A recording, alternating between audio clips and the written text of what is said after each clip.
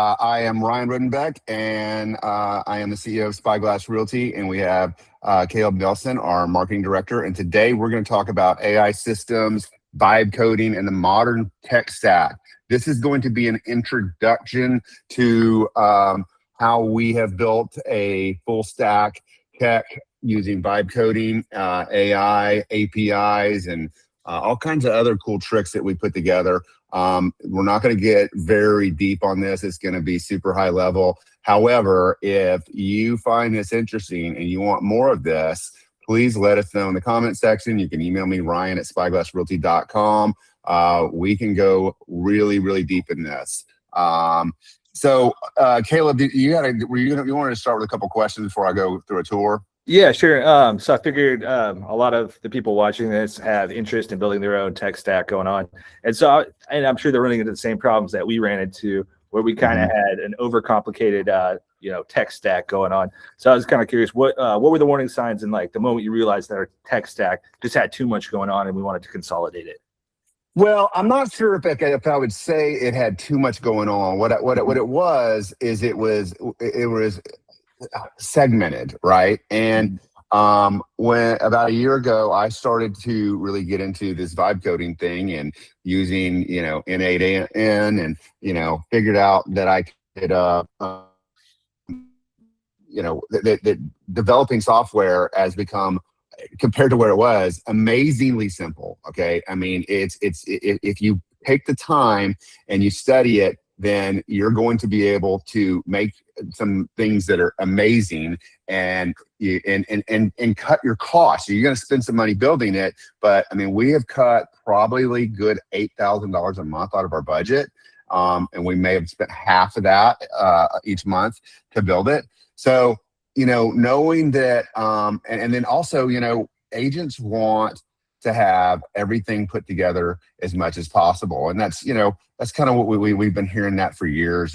Compass has spent untold millions building their tech stack, and we've been able to get most of our systems together to be able to do that. So that's how I'll answer that question.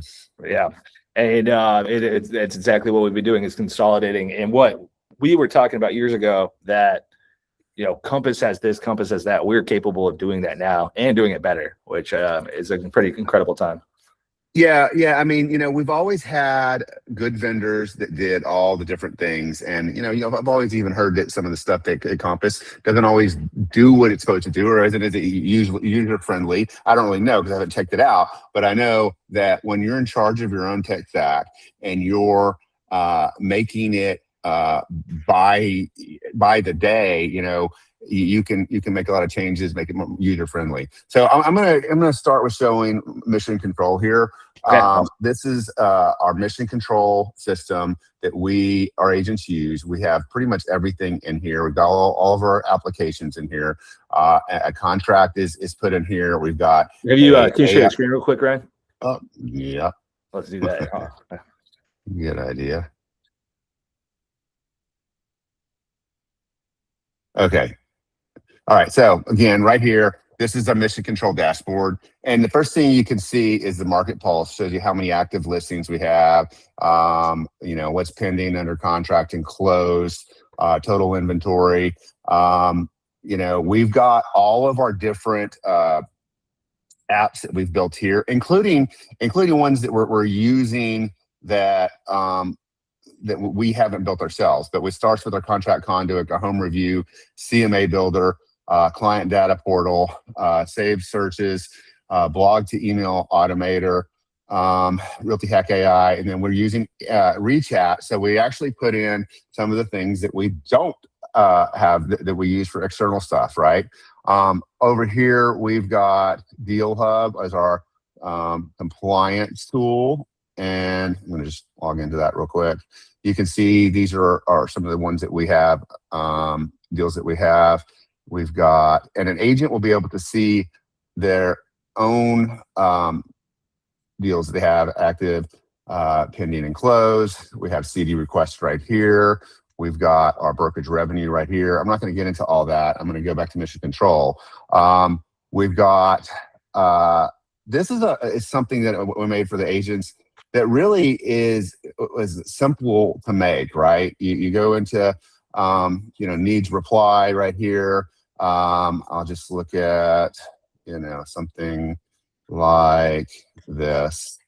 And I use this, I made this using Claude Code. And you can see we've got 3 suggested replies. It uses the voice of the agent. It learns how you respond to emails, and you can pick one of these replies. And you don't even have to leave your mission control table to do that, right? This is a leads thing. Now, I don't take leads, so it's not in here, but I have a Follow Up Boss API that comes in here. And what I love about this is, like, if you've got clients that have anniversaries, birthdays, recent activity, these are the people that have been on the site or done something actionable in the last 3 days, but have been in the system for more than 14 days. And this is something that we teach a lot when we tell agents to always look at this. Like, this is the thing you look at every day. Usually it will take, if you've got 3,000 people in here, it'll take you 5 minutes to go through these every day. That's 5 minutes to look at it. Hopefully you can have a conversation. You can send an anniversary card. You can send a birthday message, whatever. This is our properties right here. So we know what everyone has, and they can look at what we have here. And then the CMA, is this the CMA builder we're using right now? Yeah. Yes, that's the newest version. Okay, so cool. Yeah, so the CMA builder, and I'm going to tell you how we made this shortly, but basically you can go into here, and let's go to. Actually, go ahead and search by address. Okay. And put in an address that you'd like. Let's see. Oh, cool. Got a little update here, huh? Yeah, exactly. You can choose the, what status you want there. Subdivision optional, bed, bath, square feet, you're built. And this is all pulling into an API. So go ahead and set that subject property down there on the left below where you put it. And it's going to automatically populate, based off of what you put. We can always go back and edit the subject property. And, it's a fully functional CMA tool with the most up-to-date data. We were doing comparisons with other CMA tools, and it was actually more accurate than what they had going on, which was kind of an eye-opener there. It's like, okay, well, we were just relying on their data. We can see exactly live data that we know is accurate within our own API that we're using. Gotcha. Okay, so let me just give a little statement here. This is great.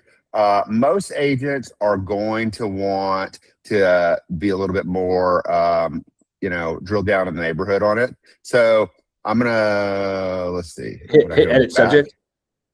Edit subject. Okay. And then search by address. And are you talking, we want to put a subdivision in there? Yeah. Okay. Well, it looks like it's address is there, right? Yeah. And then you would have to put the subdivision within it. So let's search by address again. And then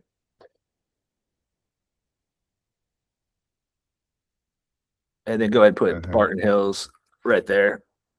See subdivision. Oh, yeah, all that. Updated. Barton Hills, and let's go ahead and put the bed, bath, and square feet while we're at it. Okay. And now let's set a subject property. Okay. Yeah. Wow, Caleb, this is a major improvement here. Right.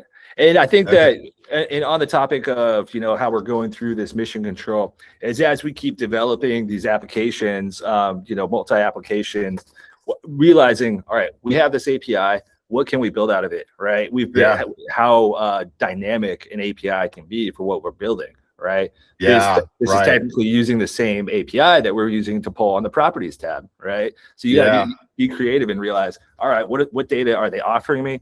And look at all the stuff we can build from it. Yeah, so this is let's say what is the CMA name? Okay. Yeah. Barton Hills, say CMA. And then go ahead and go to CMA presentation. Yeah. And so this automatically is going to have comps, and we can include our listing presentation by clicking the toggle right there, which makes it a lot more, maybe too much right now. So let's untoggle it now. And then go ahead and click on any of the presentations right there. And it'll have the live feed right there. Yeah, and you can switch between. You have your maps, your stats, and all that. Now it's all built in house. So Right. People Cool. people watching this, can see, what this is just a small sample of some of the stuff that we've been building using Claude Code for this Now, particular do we project. have this as a link that can be sent yet? I'm not sure on that one. There might be a couple.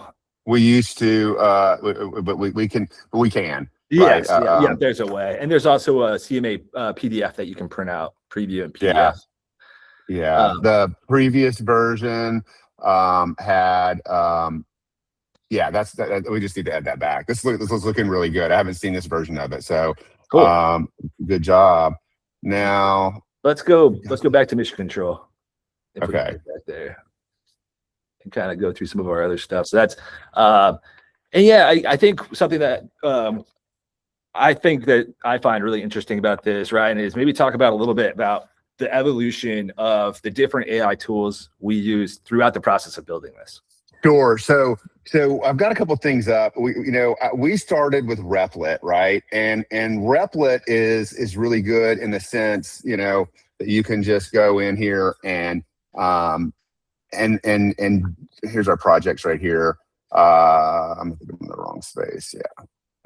Yeah. We started with Replit. That's how we started going into there. We've got Agent Portal right here, but you just tell it what you want. I mean, you literally tell it what you want. Like if you want, like, I want a CMA tool that will help me give clients estimated values on their home.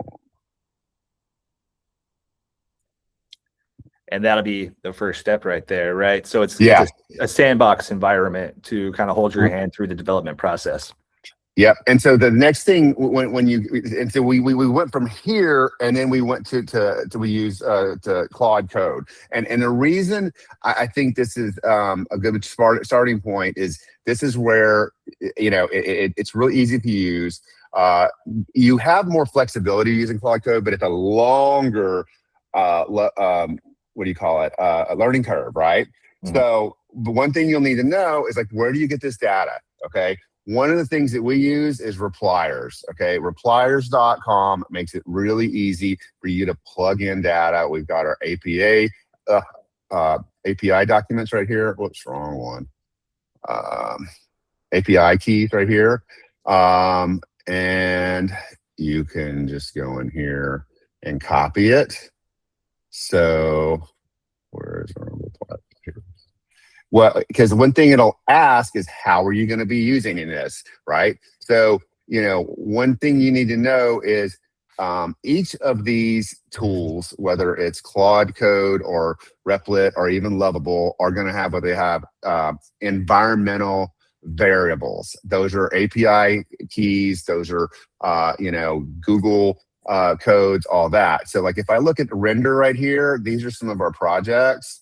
And if you go to Spyglass version 2, and then here's our environmental variables, you can see here I've got my Anthropic key, app URL, database, Dropbox, from all of these things. Like this particular app that I built does so much different stuff, from texting to email and all that. So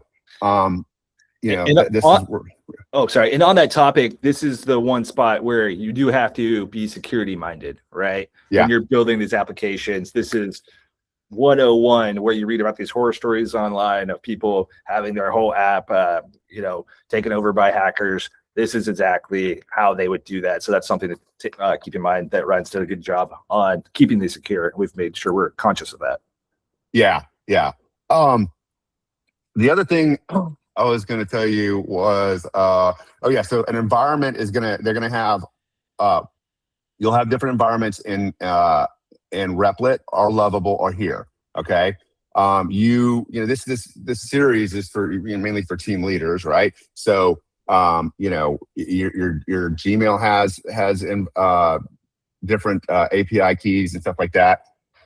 Guys, look, the funny thing is like, if you look at, this right here, when this is kind of how I've learned to do stuff. Like, I'm using Claude Code in this area, and if I want to do something here, I'll just now this is not what everyone does. Okay, I will tell you that right now.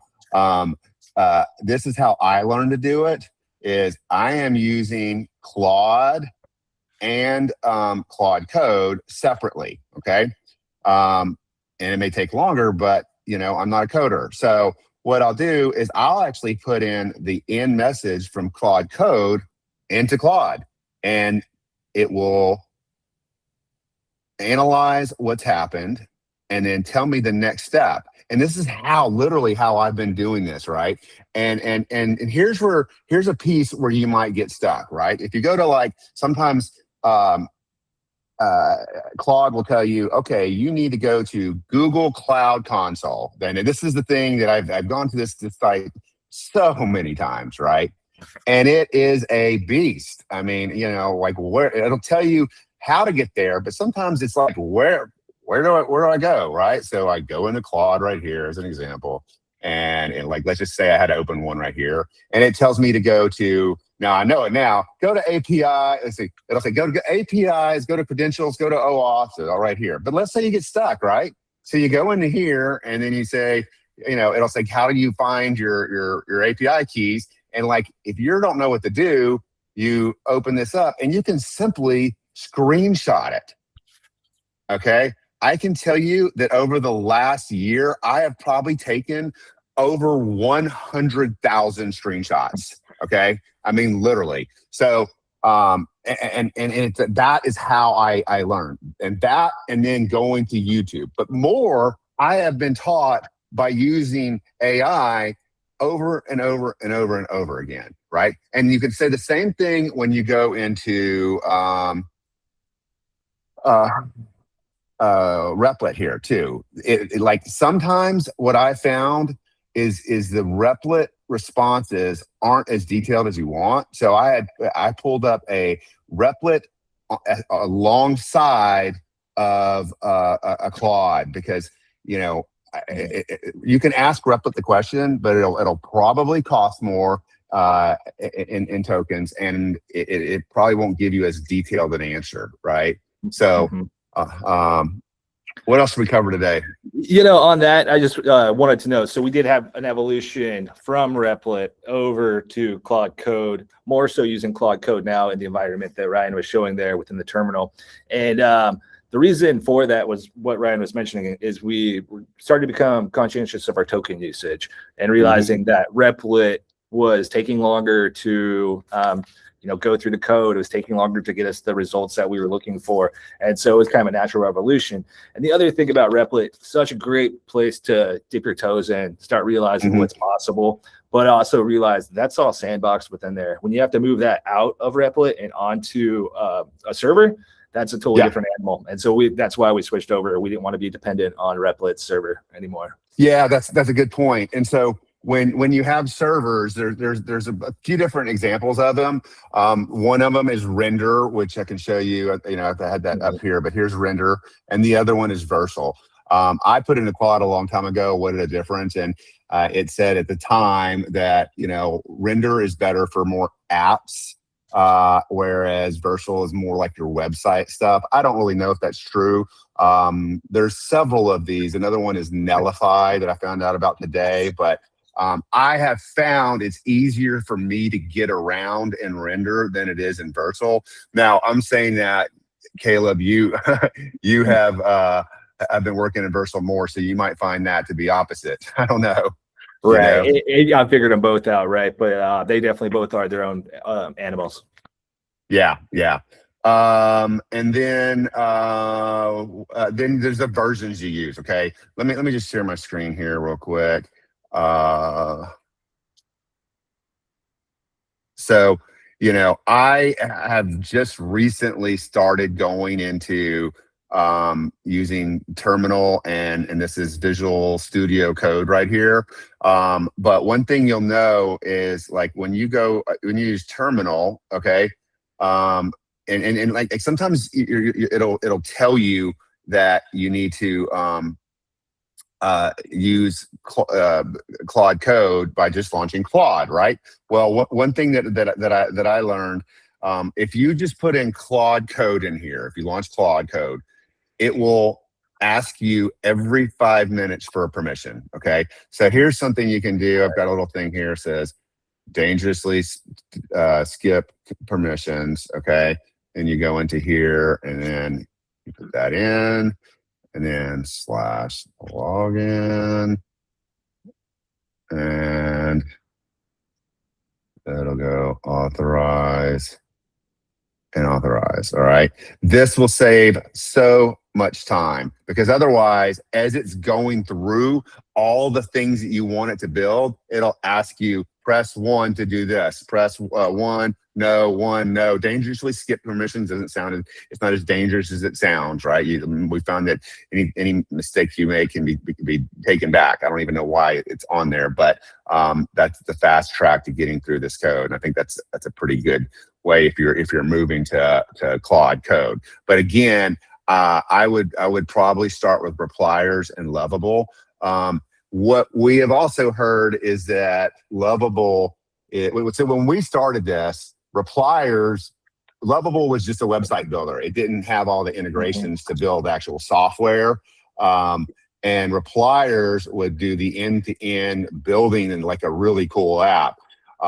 We never really got that much into Lovable, but we were told through Claude that moving the code like your playground is going to be on Lovable, and once you find you make your design that you like, it's easier to move from, like, if you have a full end-to-end product on Lovable, it's and a full end-to-end product on. Let me stop my share real quick.